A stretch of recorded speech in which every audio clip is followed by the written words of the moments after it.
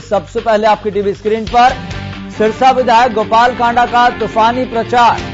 गोविंद कांडा के लिए गोपाल कांडा लगातार प्रचार में जुटे हुए हैं। इसी कड़ी में आपको बता दें, आज गोपाल कांडा 9 गांव में जनसभाएं करेंगे। उनके साथ जननायक जनता पार्टी के राष्ट्रीय अध्यक्ष और सर्वेसर्वा डॉक्टर अजय चौटाला भी मौजूद रहेंगे। सुबह 11 बजे खारी सुरेरा गांव में जनसभा करेंगे। गोपाल कांडा और अजय चौटाला संबोधित करेंगे। तो इस वक्त की बड़ी जानकारी आपकी टीवी स्क्रीन पर। कृष्णपुरा और मिठनपुरा गांव में भी जनसभा करेंगे। कर्मशाना और ढाणी शेरा गांव में भी प्रचार करेंगे। और लगातार हम आपको ये समझाने और बताने की कोशिश कर रहे हैं किस तरीके से अब ये चुनावी प्रचार बढ़ते समय के साथ, बढ़ते दिनों के साथ तेजी पकड़ता जा रहा है। और खास तौर पर कल हमने जिस तरीके से भारतीय जनता पार्टी और जननायक जनता पार्टी का शक्ति प्रदर्शन देखा, और इस शक्ति प्रदर्शन के जरिए बहुत से नैरेटिव टूटे भी हैं और बहुत से नैरेटिव बने भी हैं। और खास तौर पर वो नैरेटिव टूटे हैं जो विपक्षी खेमे की तरफ से बनाए जा रहे थे कि ग्रामीण क्षेत्रों में भारतीय जनता पार्टी और जननायक जनता पार्टी के नेताओं को, कार्यकर्ताओं को घुसने तक नहीं दिया जा रहा है, उनका बहिष्कार किया जा रहा है। जबकि इस नैरेटिव को पूरी तरह से टूटने में कल शक्ति प्रदर्शन का सहारा मिला। तो शक्ति प्रदर्शन जो कि भारतीय जनता पार्टी और जननायक जनता पार्टी ने किया, कागदाना की रैली ने बहुत कुछ बदल कर रख दिया है। और इस बात को हर नेता को स्वीकारना होगा, और खास तौर पर विपक्षी खेमे को भी। अब आपको ग्राफिक्स के जरिए समझाते हैं। सुबह 11 बजे खारी सुरेरा गांव गोपाल कांडा का चुनावी प्रचार कार्यक्रम। कृष्णपुरा गांव 11:40 पर। फिर उसके बाद अगला पड़ाव मिठनपुरा गांव 12:20 पर। फिर उसके बाद अगला पड़ाव कर्मशाना गांव दोपहर 1 बजे। फिर उसके बाद ढाणी शेरा गांव दोपहर 1:40 पर। वहीं काशी का वास दोपहर 2:20 पर। नीमला गांव दोपहर 3 बजे। फिर इसके बाद अगला पड़ाव 3:40 पर भोलपाली। फिर उसके बाद बेहरवाला शाम 4:20 पर। खारी सुरेरा गांव सुबह 11 बजे। यानी कि अब से करीब 1 घंटे बाद गोपाल कांडा का चुनावी प्रचार कार्यक्रम आज का शुरू हो जाएगा और अलग अलग ग्रामीण क्षेत्रों का दौरा वह शुरू कर देंगे। तो इस खबर पर ज्यादा जानकारी के साथ हमारे संवाददाता लगातार नजर बनाए हुए हैं, जो आप तक पल पल की जानकारियों को पहुंचाने की कोशिश कर रहे हैं। जितेंद्र शर्मा फिलहाल हमारे साथ जुड़ गए हैं ज्यादा जानकारी के साथ। जितेंद्र शर्मा, किस तरीके से चुनावी आज का कार्यक्रम है, और इसके साथ साथ आप ये भी बताएं किस तरीके से जो भारतीय जनता पार्टी और जननायक जनता पार्टी की तरफ से जो जनसभाएं की जा रही है, उससे कौन कौन से नैरेटिव बन रहे हैं और कौन से नैरेटिव टूट रहे हैं?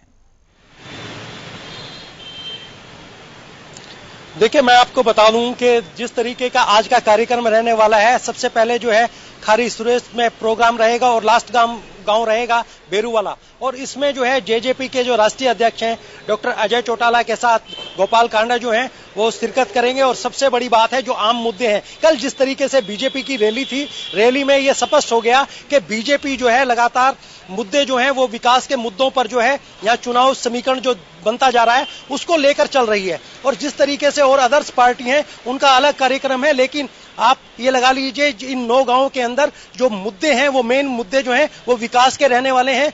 या तो डॉक्टर अजय चौटाला या गोपाल कांडा जब भी जिस भी गांव में जाते हैं वहां जो भी समस्याएं होती हैं उन समस्याओं को लेकर सिर्फ यही रखा जाता है कि अगर आप सरकार में भागीदारी चाहते हैं तो कहीं ना कहीं आप अपना वोट बीजेपी के कैंडिडेट गोपाल कांडा को दीजिए, ताकि आपकी भागीदारी बनी रहे और जो 3 साल में विकास कार्य आपके रुके हुए हैं उनको पूरा करवाया जा सके।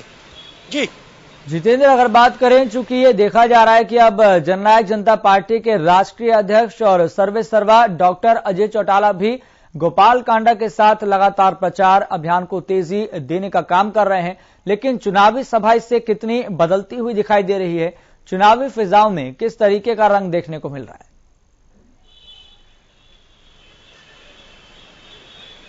देखिए, मैं अब आपको बता दूं कि जिस तरीके से जेजेपी के जो है राष्ट्रीय अध्यक्ष डॉक्टर अजय चौटाला और गोपाल कांडा की मैं आपको बता दूं कि वो लगातार इस समय जो है तमाम जो मुद्दे हैं, जो जो क्षेत्र के विकास से संबंधित मुद्दे हैं उनको लेकर, और कहीं ना कहीं डॉक्टर अजय चौटाला जिस तरीके से पिछली बार चुनावों को लेकर उन्होंने गांव के लोगों में साफ कहा कि जिस तरीके से हमारे पिता बुजुर्ग जो हैं पिछली बार चुनाव के लिए आपके बीच आए थे, उन्होंने वोट की अपील की थी, लेकिन हमने किसी को मना नहीं किया, हमने उनकी बात को रखा। इस बार वो स्पष्ट कह रहे हैं कि जब भी वो आपके क्षेत्र में आए तो उनसे पूछिए कि किस तरीके से वो नए सिरे से वोट मांगने के लिए आए हैं, क्योंकि चौटाला जी ने लगातार जो है, उनका कहना था कि हमारे पिता ने लगातार बार बार जो है एक बार अपील की थी कि इस बार मुझे वोट दीजिए। तो आप अंदाजा लगा लीजिए उनके खुलकर जो है वो लगातार लोगों को समझा रहे हैं। और अजय चौटाला का यह भी कहना है कि जिस तरीके का आपका विधायक है, अगर उसने विधानसभा के अंदर आपके क्षेत्र के मुद्दे उठाए होते तो कहीं ना कहीं विकास होता, और यही कारण है कि आप लगातार पिछड़ रहे हैं। अब आपको यह सोचना है कि आप किस तरीके से काम करवाना चाहते हैं। उसका सबसे बड़ा जीता जाता उदाहरण वो गोपाल कांडा जो सिरसा से विधायक हैं, उनके बारे में भी कहते हैं कि किस तरीके से आप देखिए सिरसा में काम हो रहे हैं, लगातार काम करवाए जा रहे हैं, और आपके क्षेत्र में काम ना होने का कारण यही है कि उन्होंने विधानसभा में एक बार भी इनसे समस्याओं से संबंधित मुद्दा नहीं उठाया। जी जितेंद्र, अगर बात करें गोपाल कांडा अपने स्तर पर कितने गांव को कवर कर चुके हैं और गांव में किस तरीके का अपार जन समर्थन मिलता हुआ दिखाई दे रहा है, और लोगों के बीच जो सबसे बड़े मुद्दे हैं वो क्या बने हुए हैं इस वक्त, चूंकि जो विपक्षी खेमा है वो लगातार कृषि कानूनों को मुद्दा बना रहा है, जबकि भारतीय जनता पार्टी और जननायक जनता पार्टी विकास के मुद्दे पर आगे बढ़ रही है, प्रचार कर रही है।